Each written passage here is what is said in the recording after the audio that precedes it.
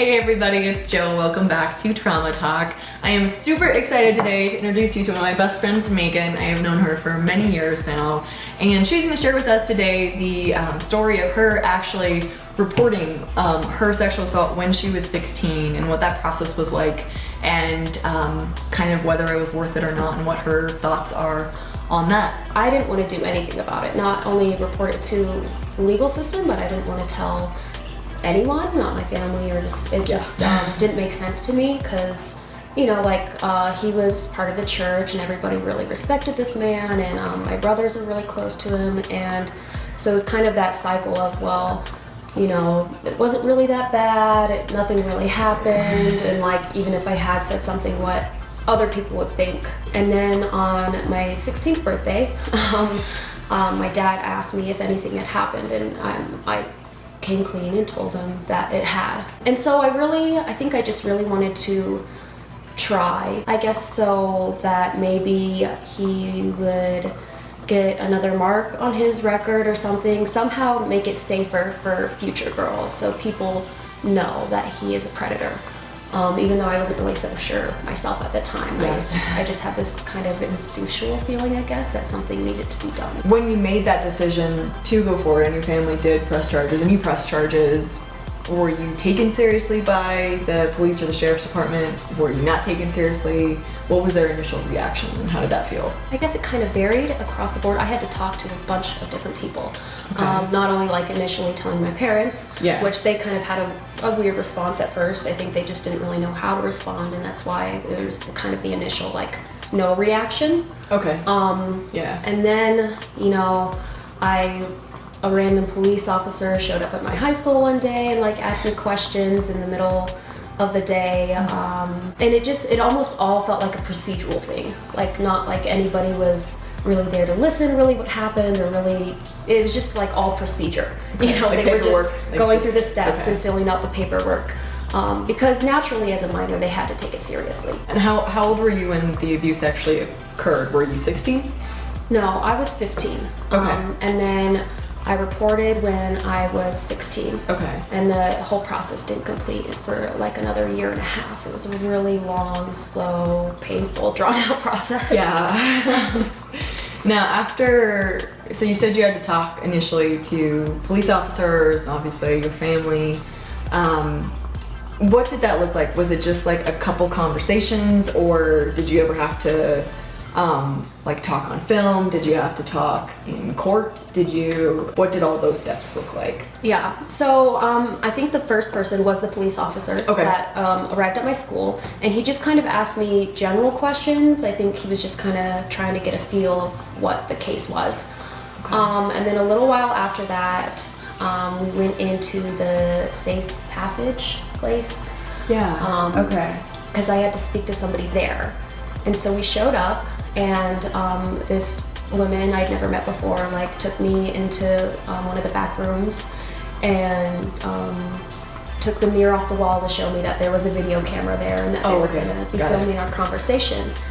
And so then that was the first time that I had to, in explicit detail, say everything that had happened. I had to draw diagrams of what the room looked like, and where I was and what day it was, and the different instances that it had happened, and if anybody else was there. I think the next time was we went to the big court office building downtown, and we went up on the 100th floor of this building. You could feel the wind blowing it around.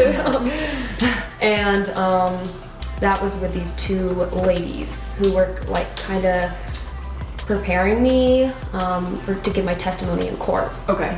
And so they would ask questions, and I would kind of try to answer, and then if I was having a hard time, they'd back it up a little, and then try to kind of move it forward. They were actually out of the process. They were really gracious. They really understood that I was just, I was a minor, and I didn't really know how to share this story in front of, a bunch of people I didn't know, in front of him as well in the courtroom. And so they were kind of gentle, moving it forward and pulling it back, so it wasn't ever too emotional or too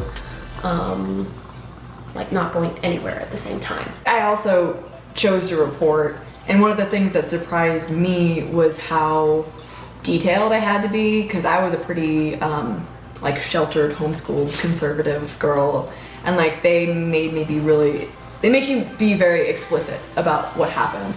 As a minor, was that the case as well? Like Absolutely. very, very, very detailed and very explicit about everything? Absolutely. Okay, so that's kind of the same process there too. Okay. No, they ask you like what parts of your body was touched Yeah. and like what he did, like very explicit detail. Okay. Which also, you know, as a minor and as like someone relatively sheltered, that was really hard because when you grow up in kind of like a Christian household, you're not allowed to talk about sex. You know, you're not allowed to talk about it. It's like just not okay, and so suddenly have to tell somebody where somebody touched you or where you were, what happened. That's really hard and emotional. It's a very painful process. Yeah. I only actually saw him in court, I think once, maybe twice, and that was again kind of a prep thing where we just had to kind of show up and be there, and like he was there and he brought his mom and his brother, you know. So it was a lot of prep stuff, but he kept pushing the court date out. You know, it'd be approaching to where we'd finally have the day, and he would ask for an extension. And it'd be approaching again, he'd ask for an extension. This is one of the reasons it took so very long. Okay. Is because every time it was getting close to that date, he'd push it out again. Okay. And so he kept extending it for, like I said, 1.5 years. Which is not uncommon. It usually does take a while because of tactics like that. Right, exactly.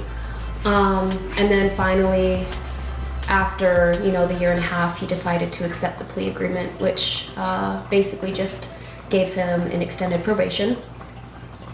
And that's it. Yeah. You went through this whole process, which a lot of people don't choose to go through because it is re-traumatizing and extremely emotional and really hard to do and takes so much courage to go through. Looking back, 5 years-ish later, how do you feel about all of it? I mean, do you feel that you would make the same choice to press charges again? Do you feel that you would skip it? What do you think, looking back? So that's kind of a hard question to answer, just because there are so many emotions that go into this process. Part of me, sometimes I feel like it wasn't worth it.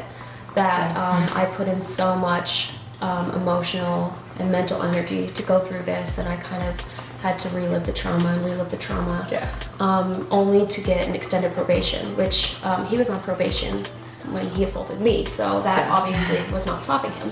No. And now just recently I found out that he's not even on the registry anymore. Yeah. And so any girl could be with him, and even if they were suspicious, they can't look him up. Often I feel like, well, what was even the point? He's still gonna get away with it. He's still, it's like I had done nothing because he's still living the same way. But at the same time, I think if I had not pressed charges, I would lay a lot of guilt and shame on myself, just because I would never know. I would never know if I could have stopped him, or if I could have put, another mark on his record, or if I could have done something to help other women. Yeah. I would never ever know. Even though it didn't turn out the way I hoped it would. Yeah. I know that I tried my best, and I know how it ended. I know how it turned out in the end. If I hadn't pressed charges, I never would have known, and I think that would haunt me more than the results of pressing charges. What would you tell someone as a minor coming forward, helping them make that decision, whether to report or not? So it's a really, really hard decision to make. And it's hard because if you do report, not a lot of it is in your control. It's all on your parents or, your legal guardian or whatever. Because really I was not the one reporting. It was my parents, because as a minor. Interesting. I didn't know that. Okay. It was not me. It was all under my parents. And so technically it was them reporting it. So first of all, if you're a minor and want to report it, you would have to come forward to your parents, obviously. Okay. I'm sure there are systems in place, if you don't have a good family dynamic Sure, that yeah. you could report it on your own as a Yeah, minor and not yeah. have to have it reported through your parents. But in my case, that's what it was. Right. I'm sure there are social workers who would Right. step in and Exactly. and Especially that. if the assault is from a family member. Yes, absolutely. And so you have to be prepared to tell a lot of people your story. And like I said, in very explicit detail. Yeah. And you have to be prepared to talk to your family. You have to be prepared to talk to strangers. Yeah. And that is really hard. And sometimes that's not right for everybody. Sometimes that's too much. Yeah. And that's completely okay too. Megan, seriously, thank you so much for being here to talk with us about all of this today. I know that this stuff is not super fun to talk about, but a lot of people have questions about what the reporting process looks like and feels like, and if it's worth it. And hearing your thoughts on it years later is invaluable to so many people. So thank you so much for sharing your experience and story with us today. And thank you for being an awesome person, because she's one of my favorite people in the world, so I mean there's that too. If you don't know me, my name's Jo Beckwith, and I often talk on subjects like living through sexual assault and domestic violence, and living with mental illness like PTSD, depression, and anxiety. So if you're interested on hearing topics like that and interviews like this, feel free to subscribe to my YouTube channel or find me on Facebook under Trauma Talk. I look forward to seeing you next time, and please take care of yourself until then.